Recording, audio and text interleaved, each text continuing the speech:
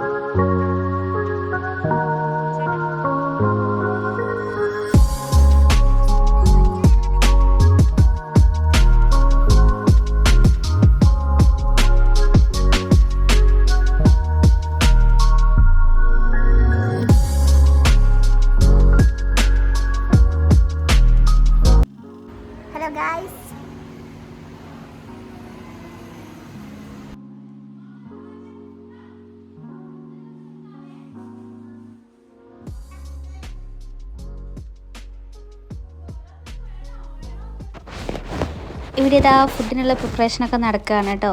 നമുക്ക് ഇന്ന് ചിക്കൻ കറി, അതുപോലെ തന്നെ ചപ്പാത്തി, പൊറോട്ട, ബ്രെഡ്, ചോറ്, കപ്പ, മീൻ പൊരിച്ചത്, അങ്ങനെയുള്ള കുറച്ച് പായസം, അങ്ങനെയുള്ള ഐറ്റംസാണ് കേട്ടോ നമ്മൾ അവർക്ക് വേണ്ടി പ്രിപ്പയർ ചെയ്തിട്ടുള്ളത്.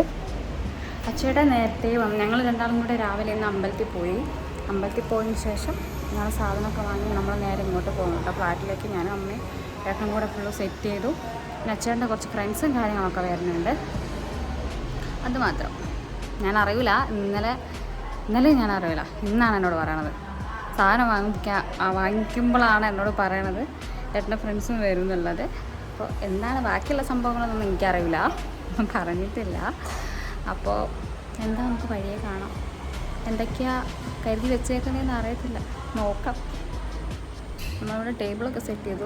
അതിപ്പം ചായ കാര്യങ്ങളൊക്കെ കൊടുക്കാൻ വേണ്ടിയിട്ട് അത് വഴിയെ കാണാം. അപ്പോൾ ഇത് ഓൾമോസ്റ്റ് എല്ലാം സെറ്റായിട്ടുണ്ട് കേട്ടോ. ഞാൻ ഡ്രസ്സൊക്കെ മാറി ഒരു കുഞ്ഞ് മേക്കപ്പൊക്കെ കൊടുത്ത് അങ്ങനെ നിൽക്കുകയാണ്. നമ്മളവർ ഫ്രണ്ട്സിന് വേണ്ടിയിട്ട് വെയിറ്റ് ചെയ്ത് നിൽക്കുകയാണ് കേട്ടോ. നമ്മൾ ചായയും കാര്യങ്ങളൊക്കെ ഓൾമോസ്റ്റ് സെറ്റാണ്. ഇനിയിപ്പോൾ ബേക്കറി ഒന്ന് സെർവ് ചെയ്യാൻ വേണ്ടി മാത്രമേ ഉള്ളൂ. നേരത്തെ നമ്മൾ വെക്കുമ്പോൾ അത് തണുത്തു പോകുമല്ലോ. അപ്പോൾ അവർ വരുന്ന ആ ഒരു ടൈമിലേക്ക് സെർവ് ചെയ്യാമെന്ന് വെച്ചിട്ട് നമ്മൾ കാത്തിരിക്കാനായിട്ട് അവരെ.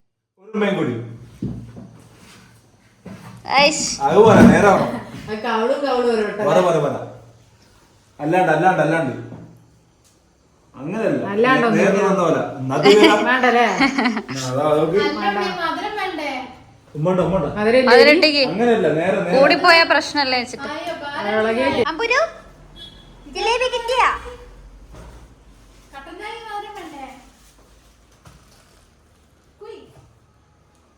ഗൈസ്, ഇന്ന് നമ്മുടെ ചുട്ടുവിന്റെ പിറന്നാളാണ് ഗൈസ്. അപ്പൊ നമ്മൾ അത് സെലിബ്രേറ്റ് ചെയ്യാൻ പോവുകയാണ്.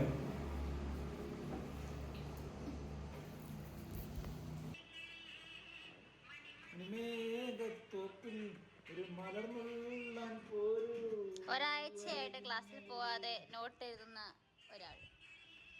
എൻ്റെ പേര് പറഞ്ഞ ഒരാഴ്ച ക്ലാസ്സിൽ പോയിട്ടില്ല ഗൈസ്. എൻഗേജ്മെന്റും പറഞ്ഞിട്ട്.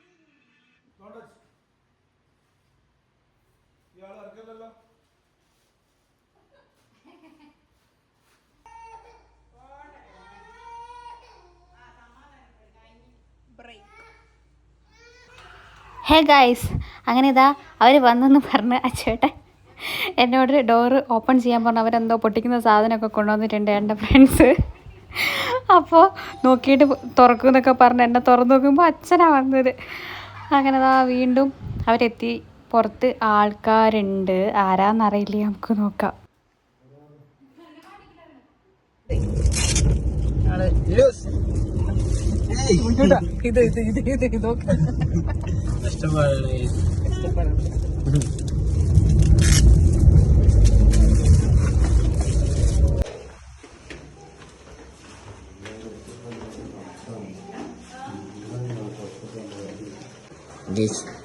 ഞാനിത് ഒരു സർപ്രൈസ് കൊടുക്കാൻ പോവാണ്. നീച്ചി ഇങ്ങോട്ടൊക്കെ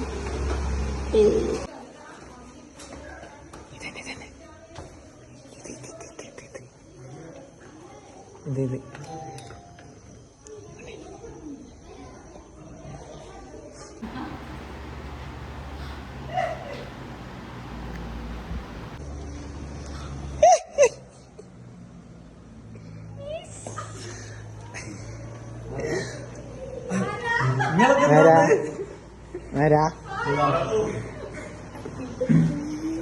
ഹാപ്പി ബർത്ത്ഡേ.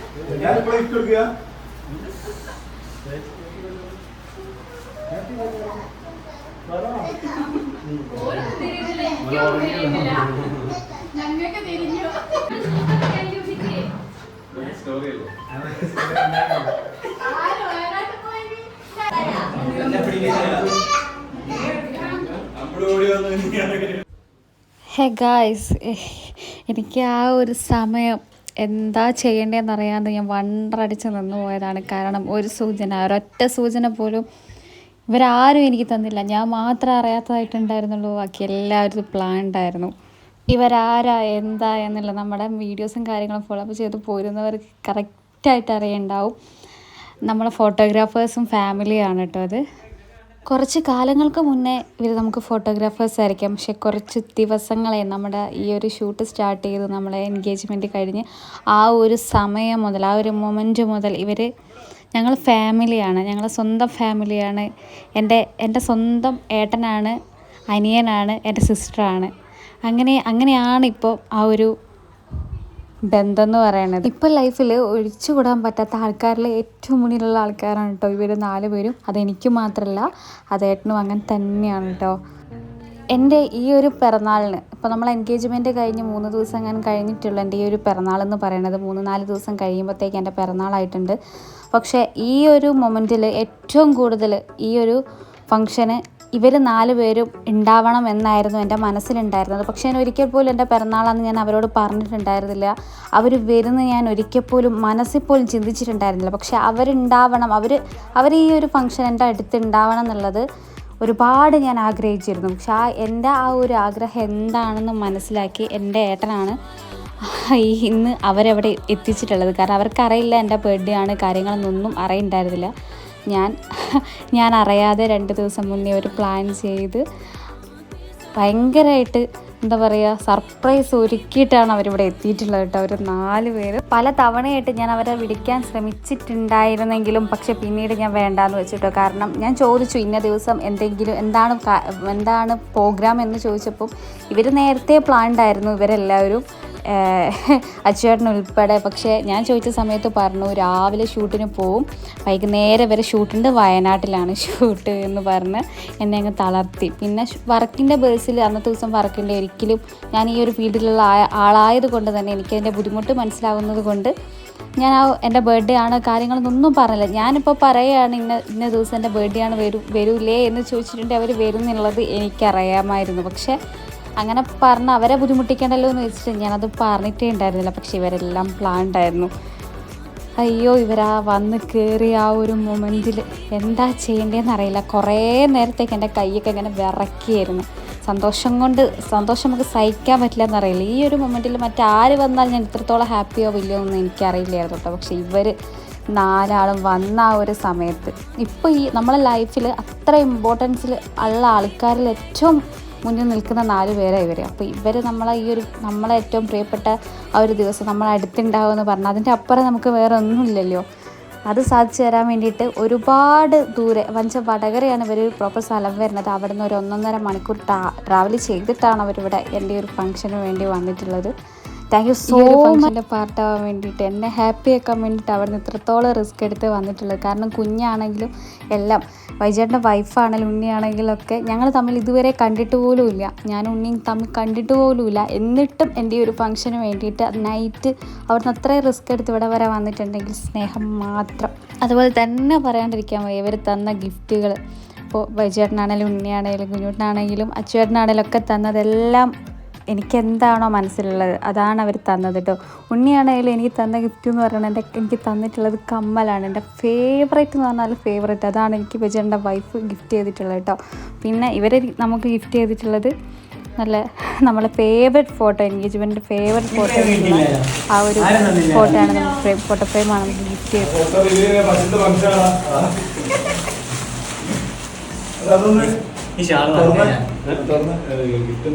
ഞാനുണ്ട് കേട്ടോ.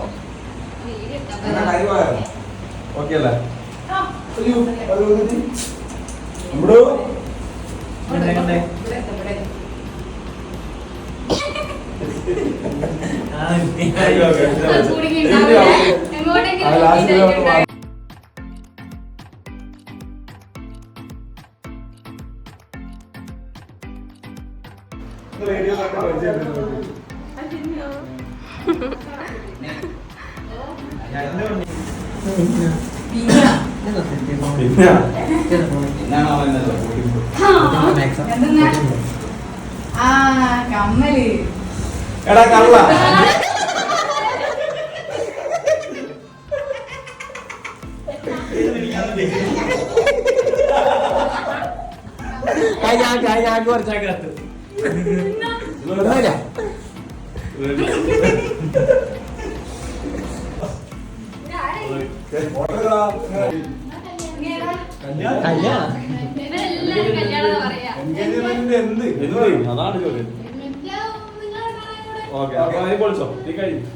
ഇപ്പൊ ഞാൻ 500 രൂപ വിളിച്ചോ. ആ പറയേ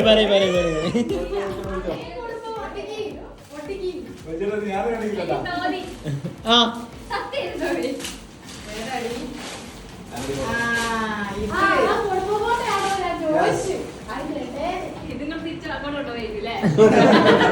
അങ്ങനെ ഇതാ കുറച്ച് സമയം കൊണ്ട് ഈ ഒരു ദിവസം ഇത്ര കളറാക്കി തന്നിട്ട് അവർ മാത്രമല്ല മുഖം കാണിക്കാൻ താല്പര്യമില്ലാത്ത ആൾക്കാരും ഇതിൻ്റെ പുറകിലുണ്ട് കേട്ടോ. എല്ലാവർക്കും എൻ്റെ ഒരുപാട് സ്നേഹം. അങ്ങനെ ഇതാ ഫംഗ്ഷനൊക്കെ ഓൾമോസ്റ്റ് നമ്മൾ കഴിഞ്ഞിട്ടുണ്ട്. ഇനി നമ്മൾ ഫുഡ് കഴിക്കാനുള്ള ടൈമാണ്. അത് കഴിഞ്ഞ് നമ്മൾ കുറേ നേരം സംസാരിച്ചൊക്കെ ഇരുന്ന് ഒരുപാട് കഴിഞ്ഞിട്ടാണ് കേട്ടോ നമ്മളെല്ലാം പിരിഞ്ഞത്. അപ്പോൾ ഇതാണ് നമ്മുടെ ഇന്നത്തെ വീഡിയോ വരുന്നത്. ഈ ഒരു ബർത്ത്ഡേ ഇവർ കൊണ്ടുവന്ന് ഇത്രത്തോളം കളറാക്കി തന്ന എൻ്റെ അച്ചുവേട്ടന് ഒരുപാട് സ്നേഹം കേട്ടോ. അപ്പോൾ ഇത്രയാണ് നമ്മുടെ ഇന്നത്തെ വീഡിയോ വരുന്നത്. എല്ലാവർക്കും ഇഷ്ടമായെന്ന് വിചാരിക്കുന്നു. ഇഷ്ടമായെങ്കിൽ ലൈക്ക് ചെയ്യുക, കമൻറ്റ് ചെയ്യുക, സബ്സ്ക്രൈബ് ചെയ്യുക. അപ്പോൾ പുതിയൊരു വീഡിയോ ആയിട്ട് കാണുന്നവരേക്കും ടാറ്റാ.